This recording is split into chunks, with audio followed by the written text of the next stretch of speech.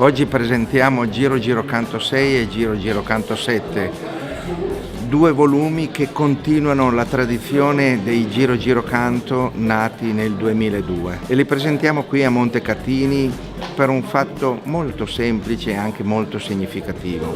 In questo contesto noi diamo modo ai ragazzi di esprimersi attraverso gli insegnamenti dei docenti dei workshop, ma non diamo solo questa possibilità, diamo anche gli strumenti didattici ai maestri per poter continuare questa attività nelle loro classi durante gli anni scolastici. Diamo strumenti validi, innovativi, di repertorio e anche di funzione vocale. Sono repertori studiati apposta per le scuole elementari, per le scuole medie, studiati per la loro vocalità e studiati per essere accattivanti sia nel repertorio che nelle parole. Buon Giro Giro Canto a tutti!